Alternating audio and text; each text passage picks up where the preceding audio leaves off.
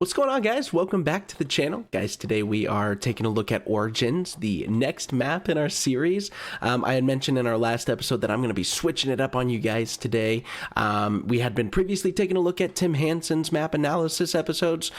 We are switching over to TheSmithPlays retrospective episodes, which were inspired by Tim Hansen's episodes, which is really cool. I just figured that Patrick goes into a little bit more detail over the map, covers a little bit more, so I think that'll be that'll be good because this next stretch of maps is my favorite when it comes to zombies. So, guys, TheSmithPlays Origins. Let's take a look at this. My name is Samantha. I'm going to tell you how all this really began. Every journey begins with a single step, and Origins was step one in the greatest zombies arc ever told. Origins released August 27th, 2013, as the finale to the Black Ops 2 guys, that's 10 years ago. That's 10 years ago, guys. Oh my god, dude. I had just graduated college. Or not college, high school. High school. I graduated high school in 2013. Oh my series god. And the final old-gen console map to be 10 released years. from Treyarch. Since its inception, it has been a constant in the holy top 3 of zombie maps, seeing some of the most critical acclaim ever. Origins was an ambitious and expansive title, delivering more content than any zombies map had ever seen. Origins is a big one, and that's a big reason why I wanted to, like I had just mentioned, watch Patrick's episodes on this, because Origins has so much to go over, and I know that we're going to cover it all. It sets up the Black Ops 3 storyline, introduced our new old characters, and solidified the quest-style map as the modern zombies format. As far as gameplay goes, it made waves with tons of new content like 4 wonder weapons and an extremely complex Easter egg. Origins is so loved by the community that many people even tend to put it above criticism. So we've done this on a handful of other of our episodes where I want to make sure that I give you guys my opinion on the map before we dive too deep into the episode, my unbiased opinion. Personally, guys, please don't hate me.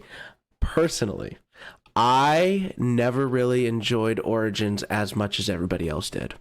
I know that this is Patrick's favorite map, and that's one of the huge reasons why I wanted to make sure that we switch over on this episode. But I know that the community will mostly post this in their top 3. A lot of people will make this their favorite map, their #1 map. For me, I like Origins, but it's not my map. It's not my map. I'll say that. Despite being a masterpiece, Origins is actually held in a little bit too high of a regard. That is to say, just because it's fantastic doesn't mean it's perfect. And great. That's great. Yeah. So as always, today in Zombies Retrospective, we will be taking a critical approach to our review and not just looking at the good and amazing, but also the bad and ugly of Origins. Nice. Guys, leave a like on the video. If you're new here, subscribe. We do a lot of zombies. I am so excited for this one, guys. Hey, what's up? Before we get into it, this video is sponsored by Raycon Earbuds. Okay, so his video is sponsored by Raycon Earbuds. My video is not sponsored by Raycon Earbuds, so we will just skip past that. Off your first purchase. Anyway, though, let's get into it. Also, hey, what's up, people watching this on our reaction channel? That's the thing now, and listen, it's cool, I get it, I'm not mad. But what I am gonna say is there's like 200,000 people out there watching who are currently unsubscribed. For sure. These videos take a long time to make. When you're done watching Lex, hi Lex, or whoever else you're watching react to this video, I'm not I want you to go to my channel, TheSmithPlays. But guys, make sure you go check out TheSmithPlays. We did this for Tim's episodes too. I want to make sure that these guys get the credit that they deserve for these really, really long episodes. So they do take a lot of work. He's not kidding. Guys, TheSmithPlays, go check it out. And subscribe. Yes. Now with that said, let's get into it. Obviously, if you want to join the fam bam over here too, like previously mentioned, consider subscribing over here. We're on our way to 115 subscribers. I got something super special planned for that, so The best place to start with the breakdown of this map is with the intro cutscene. If the Mob of the Dead intro is debatably the best cutscene of all time, Origins is actually the best. While Mob's intro sets up the storyline very personally, showing you the traits of each individual character, Origins takes a world-building approach, setting up the macro details. It sets up a whole new universe in just 4 minutes. And what's coolest of all is that Samantha, the main protagonist of Black Ops 1, introduces you to this brand new story. She explains the war and Germany's desire for power. She explains the discovery of Element 115, the dreadful outbreak of the Templar zombies, and that it's now up to a few elite soldiers to contain it. Now, imagine it's 2013 again, and you don't know who these 4 soldiers are. And then, boom, out of nowhere, M. Shadows of Avenged Sevenhold chimes in to introduce you to the new and improved Tank Dempsey. For what is essentially the start of the modern zombie storyline, I can't think of a better introduction. Heavy metal, a fan favorite character, and some fantastic cinematics. What a great freaking cutscene, guys. I get so high. Like, I may not particularly like what's going on whenever we're playing Origins. Like, I enjoy it. I got some good memories on Origins, but we can all agree that this intro cutscene is a banger. We've known these characters for almost 5 years now, but it's here where we see a different personality from the one-dimensional stereotypes of Black Ops 1. And after we see some amazingly choreographed moments, we then get to Richthofen as the 4 final meet. He's just finished dissecting who we would come to learn is Maxis. And keep in mind, this is the guy that just got control of the Ether and buried. So players who have beaten the Transit Crew storyline will learn that this is again something new. And so it's in this first cutscene where the most solid foundation is laid for future maps. Instead of brand new characters like with the Chaos Crew in Black Ops 4, we're introduced to 6 Did you guys like the Chaos Crew? people we already know, but they're different timeline versions of themselves. Craig Houston and the writing team at Treyarch reimagined these characters perfectly. They're so fresh, but familiar. Now, today's episode is going to get a bit crazy. Origins... I am so ready for the craziness. Bring it on. ...has a heap of content. And because so much of it is brand new, we have to cover it all. Yes. So it's going to be long, and I will break this video up into Strap in, guys. Strap in. First, we'll look Let's at go. atmosphere and setting, then innovation and gameplay from the perspective of the casual player. Then we'll dive into the Easter egg, and lastly, we'll take a look at the storyline. Origins can be played in different ways, so the Easter egg split is going to be crucial for a fair analysis. Yeah. One of the coolest things about Origins is that the intro ends with the robots stomping down on the lab, and then the gameplay begins in that exact same moment. Your characters in the robot are where they were exactly 3 seconds ago. This helps flow from cutscene to gameplay and is the first of many small details that help with immersion. But even the setup in the first few rounds is super compelling. Our characters spawn in confused and unsure about what's going on, just like the player. If they're by themselves, they will have some neat monologues about continuing their mission, but in co-op we just get the coolest dialogue. Yeah, and then look at this. I mean, we're in round 1 and we're already doing something towards what we're supposed to be doing. Origins just gets right to it. We're setting up power here, right here in the first room. We're setting up the first set of power. Regardless of the number of players, it just gets right to it. There's relatively smoothly until Samantha begins speaking. As you play through the early rounds, she says that you aid her, and this really sets the overall tone for what Origins will be. Now, if you're planning on beating the Easter egg, it is immaculate. The early round quotes help to further set the stage with the storyline, but many people claim that it's a little bit too in your face for a casual game. So there is a lot of dialogue happening between the characters. I'm personally okay with it because like I can get behind the story, and I feel like it's good entertainment, like while you're playing the map, to like listen to the story, to like listen to like the dialogue between the characters. I can also see the other side of the argument where it's too much. Maybe you just don't like it, but I guess you could turn it off in the settings, you know, like it's because no matter how you choose to play, you are forced to listen to the quest. And this is something that I think might actually hurt the map a bit. So back in the Mob retrospective, we looked at how gameplay and storyline are intertwined immaculately. Going to pack a punch on the plane, for example, is part of the storyline, and so being forced into the quest works because the two are so closely connected. Taking the plane to Pack-a-Punch is the story, and so being forced into the quest works because the two are so connected. But Origins isn't like this. In Origins, the devs decided to give the player more freedom. You can choose not to pick up a single staff part, and this makes the map more free than Mob. The problem with this method, however, is that the storyline is shoved in your face no matter what you choose to do. It's a cool storyline, though. I mean, like, it is shoved in your face, but I would argue that it's a cool storyline and that, I don't know. I guess I don't remember too many people complaining about it. And I think that this does detract from what Origins is just a little bit. Origins is a battlefield on the western front of World War I, and at times the setting feels underutilized. The actual setting of a confusing, war-torn countryside feels hijacked as soon as Samantha starts speaking. She takes hold of the narrative completely by round 4, and anything to do with this being an interesting battlefield seems to be lost. That's a fair argument, because like it has a good atmosphere, and I really feel like they could have gone somewhere with that, like in kind of like a scary direction, but that is true. Samantha starts running her mouth in those early rounds, and it just, it kind of pulls away from that immersion. The map structure becomes one-dimensionally set on saving Samantha or her being mad that you're not helping. And so again, if you're planning on doing the Easter egg, it is fantastic. But some people looking for a casual game of zombies will find this frustrating. But other than my gripes with Samantha, and maybe again that's why I don't enjoy Origins as much as the next guys, because again I would classify myself as more of a casual player, so maybe that's why I just don't have the appeal, or it doesn't have the appeal. Sound map.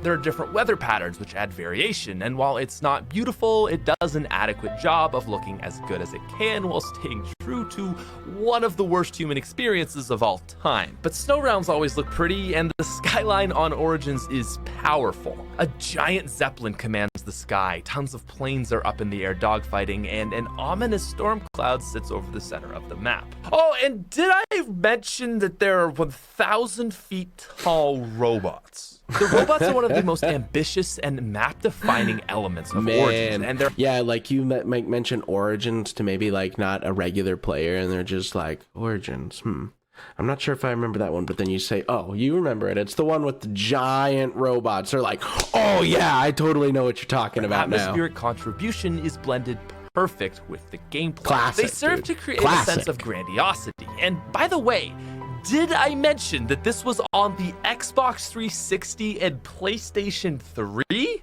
And lastly, it's also worth noting that Origins has one of the best soundtracks to any zombies map ever. Locations all have different backgrounds, so riding the tank or being in the crazy place will have a different tone compared to running the trenches. Yeah, the crazy place, that's true. That's true. The crazy place, it shouldn't be, but it is honestly something I kind of forget about when I like think of Origins for some reason. It kind of goes over my head. But a crazy place has a totally different vibe from Origins, man. Like, but it works. It works. The score vibe is switch so works. well integrated into the map, you might not even notice it, and that's a sign it's doing a perfect job. So Origins has a great atmospheric foundation to set up the gameplay. While the storyline is shoved in your face, unlike on Mob, the actual steps of the Easter egg are not, and this is something that Origins does well for only being the second ever quest map.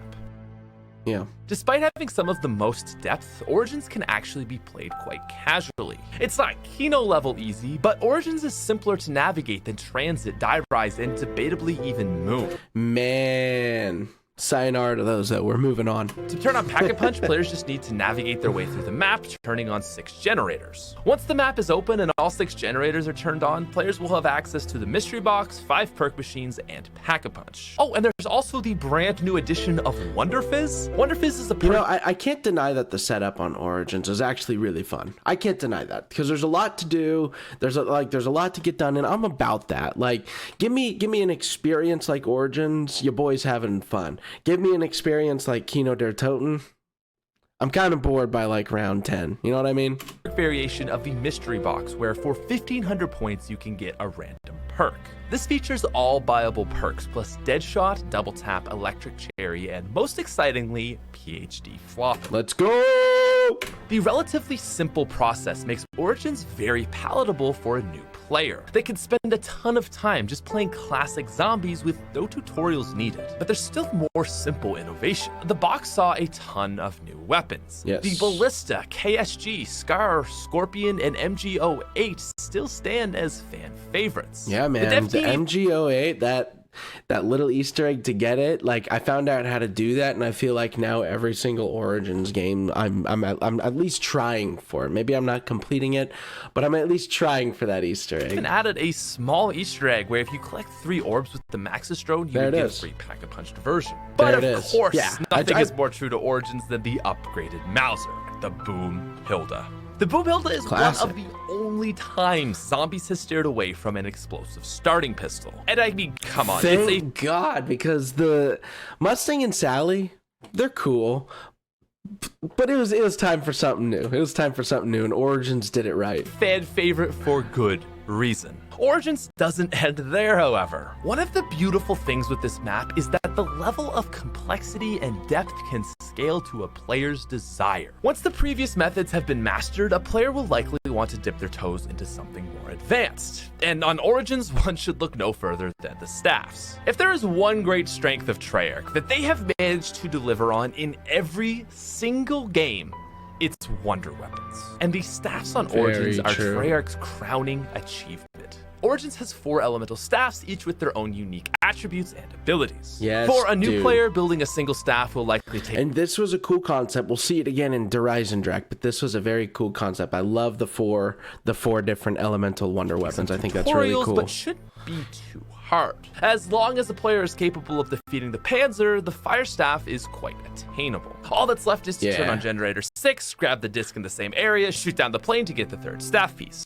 From there, you need to open the mound, take the gramophone to the spawn tunnel, travel to the crazy place, pick up the firestone, head back through the portal, locate the mound disc, place the gramophone again, and head all... That is about, like, that's right there is about everything on Origins, you know what I mean? Like, it's just like... You got to do this and that and this and that and this and that and this and that, and there's a lot to do in Origins, and like, I don't know, I feel like I'm contradicting myself here, because I just said that I love the setup because there's plentiful to do, and then give me something like Kino der Toten where there's not enough to do. But like, I think that there can be a limit of just too much going on. I can't remember who said it, but someone compared Zetsabo to Origins, and said that they were both collectathons, and I think that this is really, really true. Like, it's just a lot of collecting stuff, just a lot of stuff, all the way down to the staff's crafting spot. Oh, okay, well, maybe it's not that easy. What I'm getting at is building most of the staffs doesn't require skill, but rather knowledge. And that's what actually makes it accessible memorization to players. Yeah. Ice is probably the easiest, only requiring the ability to get to round 9 or 10 for the snow rounds. With fire, you need to be able to kill a panzer, the tank requires mobility skills, and probably most difficult, the wind requires a bit of accuracy, patience, and timing. The regular staffs aren't handed out to you, but they're easy enough that anyone into zombies enough to buy DLC should be able to figure it out. And once a player has learned the staffs, there are a million other things they can choose to do. Picking up the Rocket Gen 2 and bringing it to the church altar can simply be a fun side quest. Man, now that I think about it, like, if I were to scroll through my channel right now, I have like 90 videos or something like that. If I were to scroll through my videos, I'm not sure that I have a single Origins video on my channel. I don't think that I do. That is crazy, and we're gonna have to change that. Why don't I have an Origins video on my channel? You simply need to cleanse it. We're gonna have this one. This is gonna be the first Origins video on the channel. That is nuts. That is nuts. Melee kills, return it back to its place without stepping in mud to get the G-Strike, a monkey bomb like Ordnance Strike that has the robot fire missiles on a desired location. Players simply need to get melee kills to cleanse it and return it with... Hold on, something's up here. I want to make sure. Wow. I was going to say, it looks like the gameplay is just really bad, but it's just the quality, man. All right. Without stepping in mud to get the G-Strike. The G-Strike is awesome. It's a monkey bomb like Ordnance Strike that has the robots fire missiles on a desired location. or players It can is try to fill cool. soul chests. That is very Since cool. robots reset them and they usually take more than one round of zombies to fill, there is a great tension to this step, especially as the player is forced to train in a tight, mud-filled area. Completing all 4 then gives you the upgraded melee weapon, the 1-inch punch. And there's also 3 other smaller challenges, which The bro fist, guys. The bro fist. ammo, free pack-a-punch gun, or double tap. Also, let's not forget dig sites. First of all, Yes. dig sites on their own are a fantastic, fun addition to the map. But digging up 30 items with the regular shovel will unlock the player. The golden shovel, guys. The dig sites were a cool addition, and I think that this map did it right with giving you a way to get extra perks with those dig sites. I think that was fantastic. A golden shovel, which is capable of finding better loot. One of the things included in this is a golden helmet. So here's what, okay, so we keep switching to gameplay that's really bad quality. So he must be like either borrowing gameplay from someone with not as great gear, or like something's up here. But guys, like it's just really pixelated. I'm sorry. All damage from giant robot feet.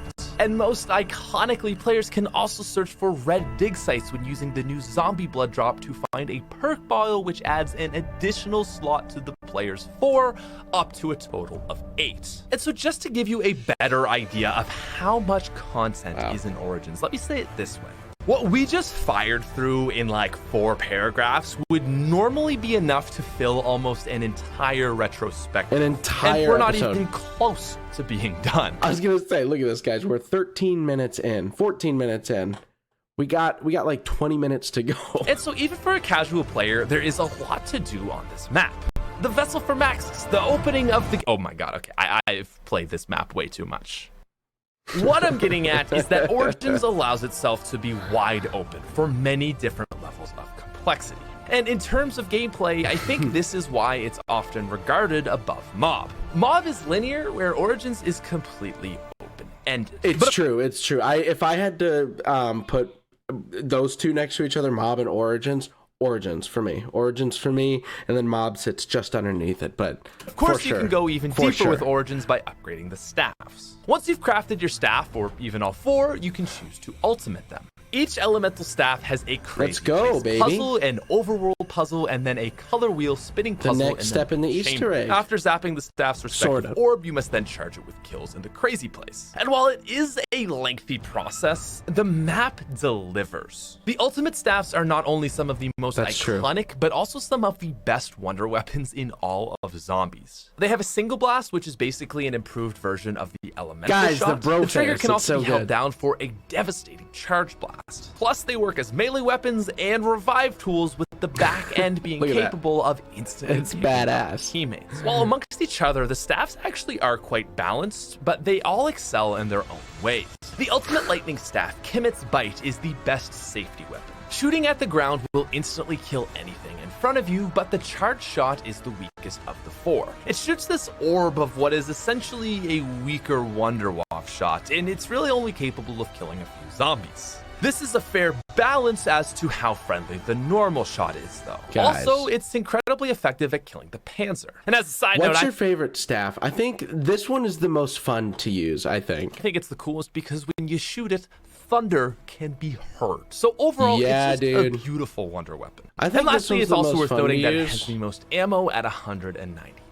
But then the ice is the more obvious choice for like the most OP, right? The fire staff is the most balanced of the 4. Its normal shot isn't quite as fast to kill as lightning, but its charged shot is significantly better. It spews magma on the ground and is able to kill zombies in the small area where the magma sits. It's cool. Beginner players tend to gravitate towards this for fire weapons. I never really find myself going towards them because it's easy to build. It also has the second most amount of ammo and is insane for killing panzers. Some people say fire is better than the lightning for panzers, and honestly, they're both so good I can hardly even tell. Now, the ice staff, All's arrow, is the complete opposite to the lightning. It has a very slow time to kill, essentially working similarly to the Winter's Howl. If you don't have an understanding of its mechanics, it's incredibly easy to die with. You gotta understand it, but I'm pretty sure it's the most OP if you do understand it. To use it effectively, you have to predict moments before they arise, and so newer players tend to avoid this one. While completely completely unforgiving, the Ice Staff makes up for this by having a ridiculously powerful charged shot. It creates a blizzard where anything that walks into it slows and dies. And while this It's literally like the equivalent to the Stormbow and Horizon Drag. It's a bit of mastery, it's incredibly effective, being the high round strategy for Origins. Relatively speaking, it's not the best for killing panzers, but a fully charged blizzard will certainly do the trick. It'll get it done. And lastly, we have the anomaly of the staffs. Really, all of those staffs will get it done with the Panzer. It really doesn't matter. I mean, there's going to be the obvious choice of which one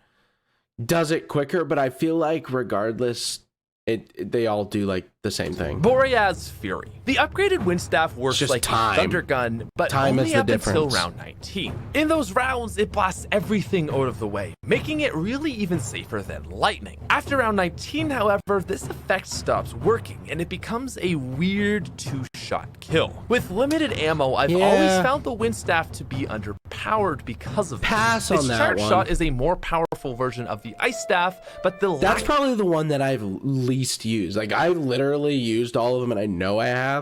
I don't even know if I've can remember a time where I even cared enough to use this one. Ammo actually makes it less effective overall. And so while still a great weapon, I've just always found the Staff of Wind to serve less of a purpose as the other three. Also, it is quite noticeably the worst at killing panzers. There you have it. There you have it. And so finally, with all the pieces discussed individually, I think we can now finally put everything together and talk about the Easter egg. Let's do it, guys. Because that's exactly what Origins actually does. It is. It's an Easter egg map, for sure. Origins adds a whole bunch of new features and says, hey, you can do you won't see very many casuals hopping into a game of Origins for a high round, you know what I mean? Any of these if you want. You might see it, but or do it all together in a series, not often. And that, plus a few extra steps, is your Easter egg. And I think that the way they choose to do this is much more effective than on Mob. Mob is tighter, but also more linear and less replayable. Now, as someone who has done this Easter egg way too many times, I would argue that it is the ultimate test for a Zombies fan, especially in solo. It's the separating achievement. I have said this before, like, doing the Origins Easter egg is like a milestone in your Zombies adventure. Because, like, I feel like if you call yourself a Zombies fan, you gotta do the Origins Easter egg. I still haven't even done it. I call myself a Zombies fan. I love Zombies. I've been playing this since 2008. Love this game mode. It is like, it's part of my life, but I have never completed the Origins Easter egg. But I was never much of an Easter egg guy until Black Ops 3. So I don't know. Maybe our first Origins gameplay video will be the Easter egg. We'll see. Between casual and advanced players. And that's because Origins is one of the few Easter eggs that has every feature. It is the difference between just your regular Zombies guy and like super fan, you know what I mean? I feel what actually makes Zombies hard. So, first of all, Origins takes an insane level of knowledge and understanding.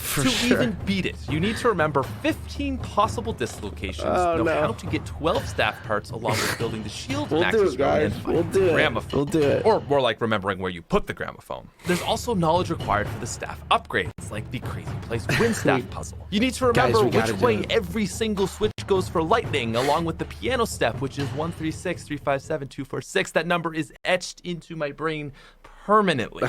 And that's just scratching the surface. There is so much to memorize for this egg that it might be harder than some courses you'll take in high school. But then there's the difficulty. God, that's Origins crazy. Is hard.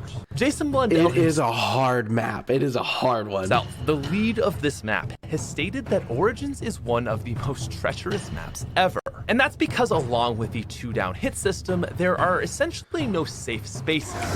No. The entire main chamber is tight with ridiculous spawns, and it's easy to get cornered. The excavation site is covered in mud, and this requires movements to be more technical. Guys, and that's why your casual player like myself is probably gonna find yourself avoiding Origins because everything is gonna kill you. Crazy Place is a constantly shifting nightmare that will eat your soul if you let it. Oh my god, I literally died on the last step there on stream this week. I hate my life. No. No. You've also got the Panzer, and while it may be easy with an upgraded staff, still strikes fear into the hearts of most players on round 8. Plus, there's giant robots which can step on you. Origins is an intense map, and losing focus for even a moment will often result in a down or game over. So in order to beat the Easter egg, not only do you need the knowledge, but you also need to stay sharp. Guys, you think I down a lot in my other videos? Guys, put me on Origins.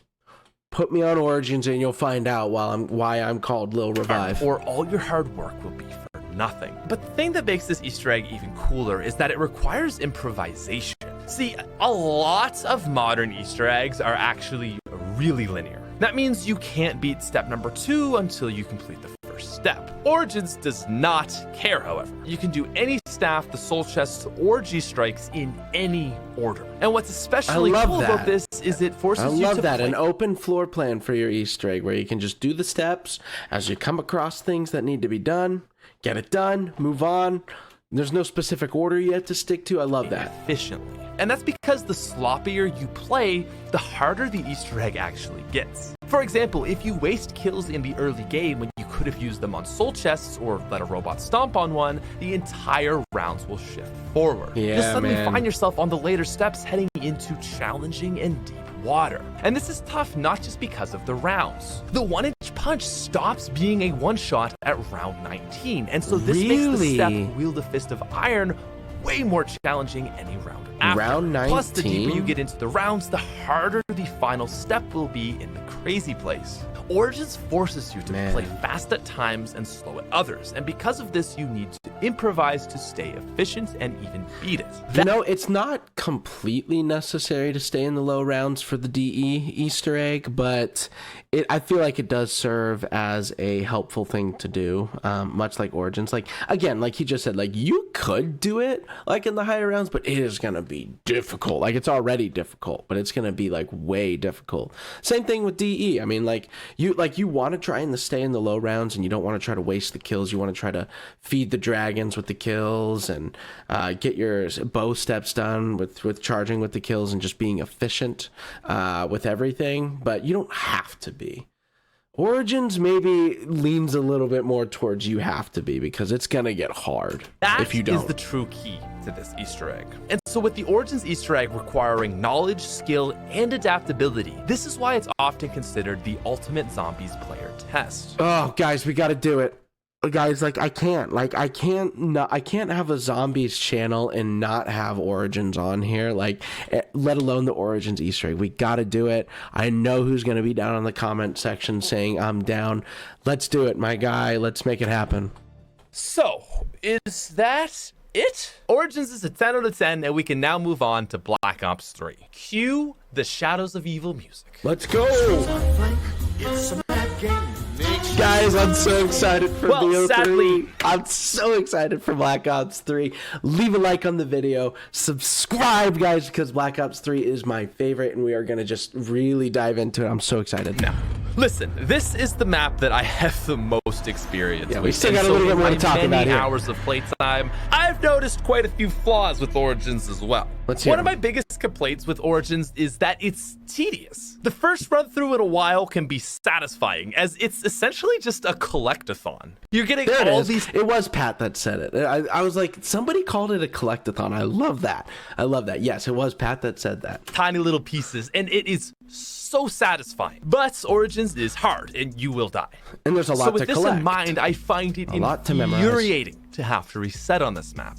The largest portion of the Easter egg is just dedicated to acquiring things, which isn't always necessarily fun. For example, in the world record speedrun in solo, the first 35 minutes of the egg is spent on getting stuff. The G-Strike and Fist makes up part of that, but mostly everything else is just going That was a crazy edit. Like, I have a headache from just watching that. That was nutty. To upgrade what the heck? Stacks. You're searching dig spots for ice, running into robot feet for wind, riding the tank for lightning, all to have to build everything. And while this is more so a solo complaint, it can be frustrating no matter what. Especially because once you're done upgrading the staffs, the rest of the Easter egg is pretty straightforward. It's fair enough. Wow, that's nice to hear. That's nice to hear. Get the staffs done, get them upgraded. Everything else past that's pretty straightforward. Challenging, I suppose, but compared to You know what I'm gonna need before we do this, guys?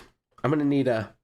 Hi guys, Mr. Ruffle Waffles here. I'm gonna need a guide. I gotta look into it. My guys, I gotta look giant into first step. It just feels a little underwhelming, I think. So I think it goes without saying that the map would have benefited from only needing one staff to be upgraded per player. And Treyarch would learn from this mistake for when they made Horizondrack. Now, the co-op side of things has its own problems, however. While in solo, it's already mind-bendingly annoying to keep track of the gramophone, this becomes an absolute nightmare as soon as you have to rely on anyone else. So just as a Guys, this is a message to all teammates out there, all 4-player games of Origins.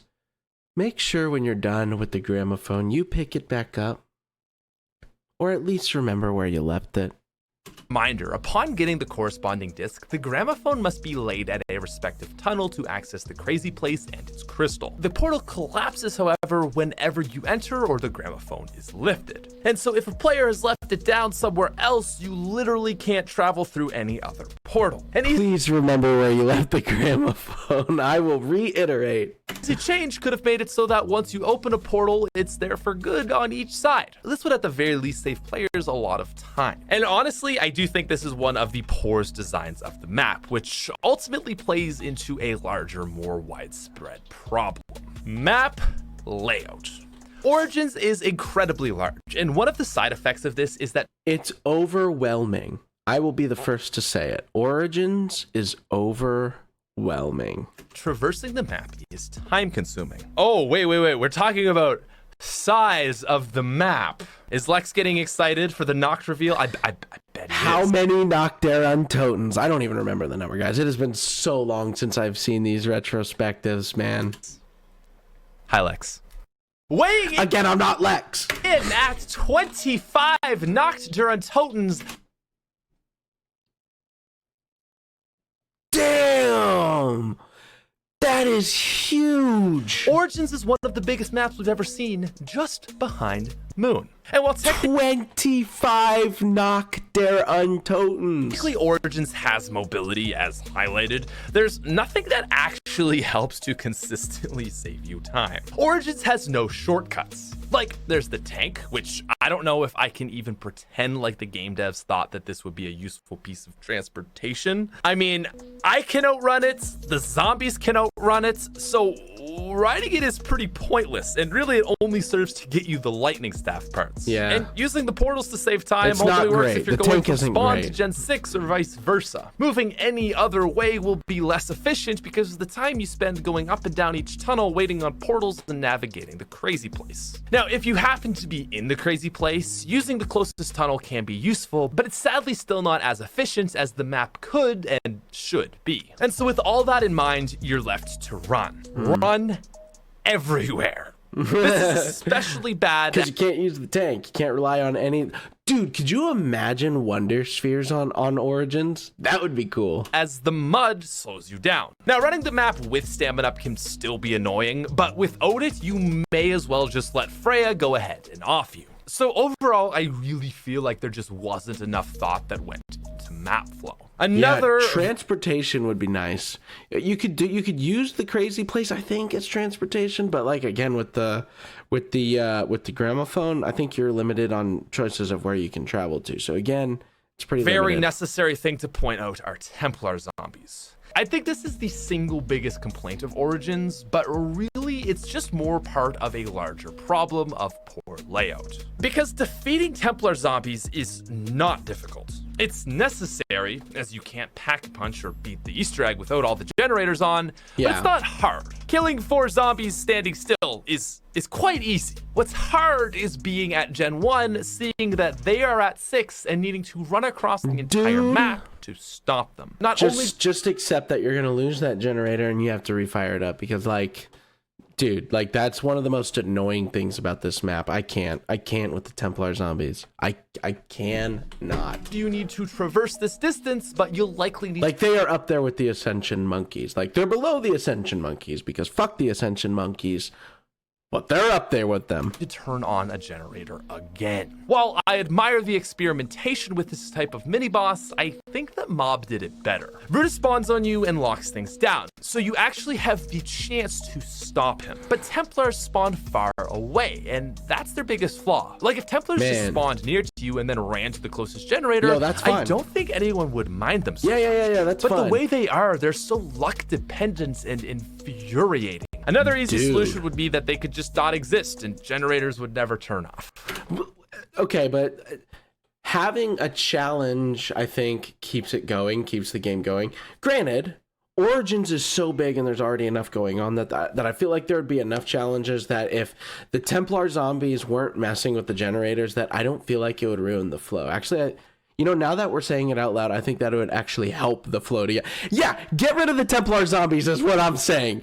86, those guys, we're done. We're done with those guys. Done. That'd be okay too. Yeah, so that's fine. Origins certainly has flaws, but I also don't think these problems are any worse than any of the other greats. Running around Mob for fuel canisters is just as annoying. Gorad's Pack-a-Punch requires a full dragon ride every time, and while breathtaking, it can get repetitive. Even with the Wonder Spheres on Horizon-Drac, I find myself needing to do an absurd amount of running. So the bigger takeaway here is that it's obvious that map flow is something Treyarch has constantly battled with in their upscaling. Now, I can't forgive it, but I at least understand it as part of a series-wide problem. It's sad too because there are a lot of neat ways they could have improved navigation. Yeah. Like if the robots could eject you to different places around the map depending on which pod you got into. Or if that'd be cool. And that's something I thought about when I mentioned Wonder Spheres. I was like, well, the robots do kind of like throw you around, but like you don't get to choose. You just fall into like the same footprint every single time. So yeah, that'd be cool. It'd be cool if it was random. Even if it was random, there's a little bit of RNG in it. That's fine, I guess. That's fine. Tank move faster, portals never collapsed, or if the main chamber had a portal itself. Any one of these additions would have drastically helped Origins in the pursuit of perfection. And there's also the forgotten step of this Easter egg. Now, through a miraculous glitch, players don't actually have to put 3 staffs into the robot heads, but it was originally intended to be as such. In Black Ops 2, to complete the Ascend from Darkness step, you can place the fire staff in the main chamber down 4 times and complete the step. But in Black Ops 3, this glitch was patched. And this is so painstakingly bad that I'm inclined to say that it ruins the Easter egg for me. While the flow of the Easter egg can be slow at times, this portion takes it to a standstill. The glitch was nice, I will say. While just watching back, it definitely made it run smoother. It's obvious that that's not the way it was supposed to be, but man, it stinks that something that wasn't even supposed to be there, or maybe it was. If it's gone, it ruins that. It literally just forces you to wait to get the right robot. Yeah, and while we're on the that's topic, true. Black Ops 3 Origins has gobblegum, more sticky mud, and a Panzer that eats MP40 bullets for breakfast. And while I don't normally talk about remakes, I did just want to mention that BO3's changes are, in my opinion, bad enough to move Origins down a whole letter tier. Fortunately, however, Treyarch decided to leave the glitch alone, so it's part of the map, and it seriously saves 20 minutes of downtime. Now, from here, that's what I was saying. Like, I don't know if it was supposed to be a part of the map or not, because they left it. But like something that's not even supposed to be there, if it's not there, it ruins the experience. That is crazy. That's unfortunate. They're able to run through the rest of the egg and reach Agartha. And as we move to that final ending cutscene, I think it's appropriate that we now touch on storyline.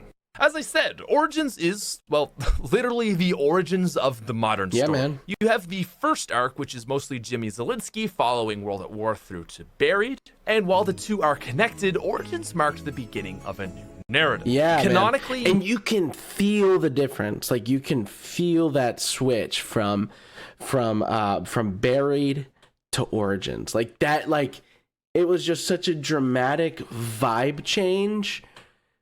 In a good way. I love it. That's why I was saying at the beginning of the episode, I'm just so excited for everything that's to come, because this is my favorite stretch of maps right here. Origins to the end of Black Ops 3. We might go over Black Ops 4. I didn't play any Black Ops 4, so I might not have much to say, but we might still visit those episodes on Tim's channel. But yeah, dude, guys, I'm so ready. Maxis gains power and buried, and Samantha somehow finds herself in Agartha with a connection to Dimension 63 or something. To my knowledge, the ending cutscene takes players to a time just before Revelations, and that is pretty freaking cool. What's also so neat is the cyclical nature of the storyline. When our four heroes meet in the lab, this is the reunification of Primus, the four heroes we see at the end of the Rev Easter egg.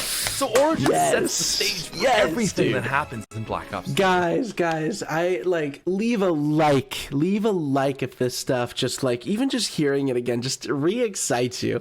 I'm excited. I'm just excited to just go over this stuff. Dude. 4. While the Easter egg was very poorly received at the end of Black Ops 2, with all the knowledge we have now, it is in fact very neat.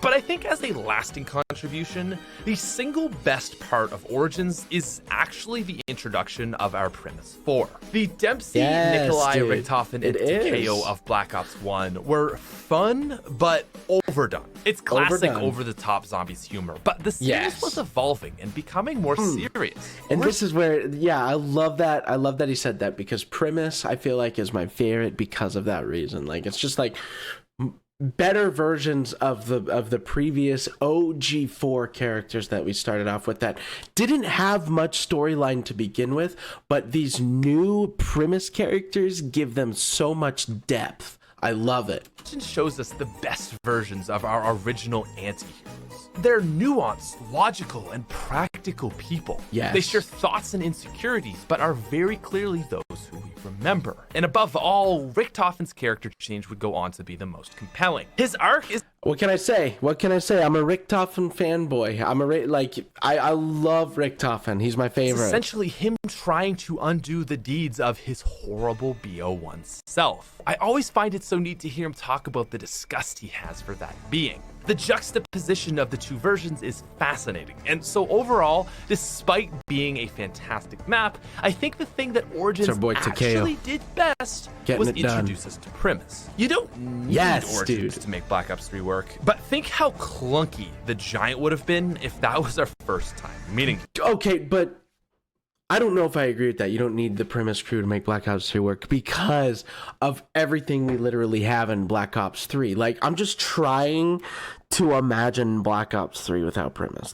Because the whole entire storyline is about these characters. So, man, I don't know. Instead, the reveal of the Giant cutscene was one of the most hype moments in all zombies. Dude. So, Origins is one of the most influential maps of all time. It solidified zombies' transition into a large-scale quest-styled experience. It gave us a truly deep Easter egg that integrated some of the most iconic wonder weapons in the entire... I can't deny it. Origins is great. We need more of it on the channel. I don't know why I haven't done that yet, but guys, I'm slacking.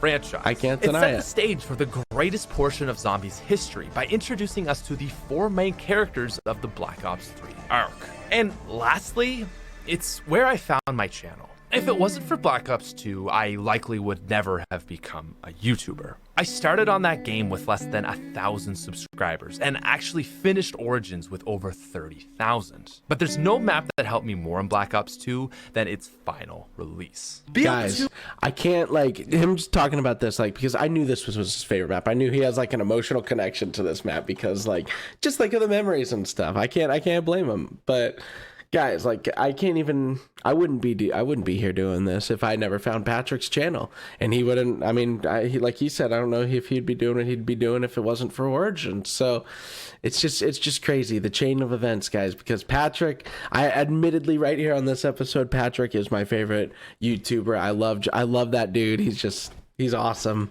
but we wouldn't be here. We wouldn't be here doing it because I wouldn't have had that inspiration. Was shaky, and Origins. So thank you, Origins. My passion for zombies. While I loved Mob, Origins was the first map to spark the feeling I had for the series in those early days of World at War. It kept me playing during the break between Black Ops 2 and 3. Hold on, guys. Hold on. I want to.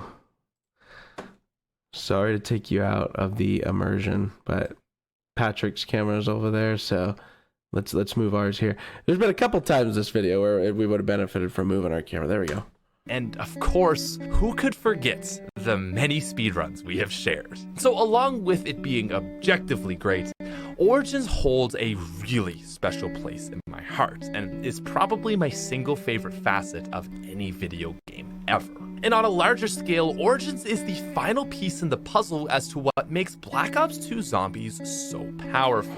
Transit is the hilarious mess. Town is the casual survival, while Nuketown is the hardcore version. Die Rise is the easy high round map, and Buried is the easy quest map.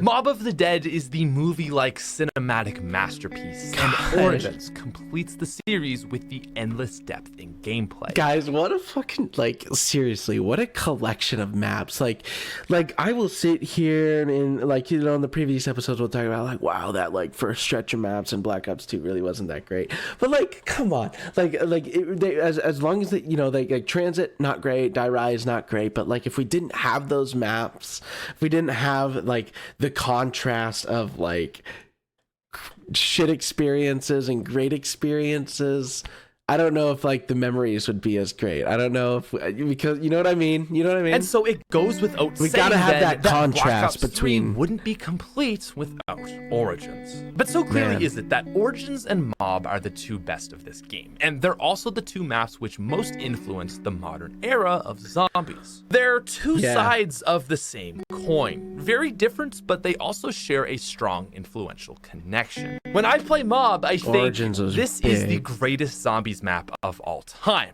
Yet when I play Origins, I find myself saying the exact same thing. So what is it? Is it Origins or Mob of the Dead again? I think I'd put Origins above Mob of the Dead, but I mean, they're both great maps. They're both respectively great maps, but Origins just takes the cake. One map achieves greatness through depth in storyline, and the other by depth in gameplay. Regardless, though, they still achieve the same outcome. Origins and Mob sit as the foundational pillars as to which all maps after would sit on. And so, because of that, I think to put one above the other is impossible. And so, with that said, my final rating for Origins is a 9.7 out of 10.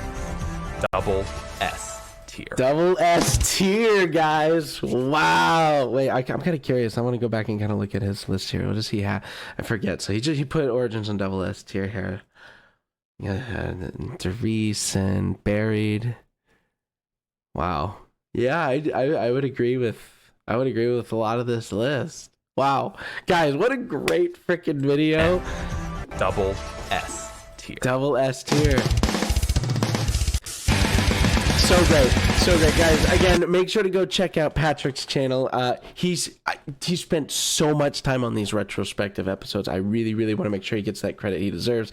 Guys, if you made it all the way to the end of this video, consider dropping a subscribe over here as well. Again, like I mentioned earlier in the video, we're on our way to 115 subscribers. We got some big things coming up. So stay tuned for that, guys. It's been awesome having you out here today for Origins. I'm so excited to get into Black Ops 3 in the next coming episodes. So we'll see you over there in Black Ops 3, guys. Peace out.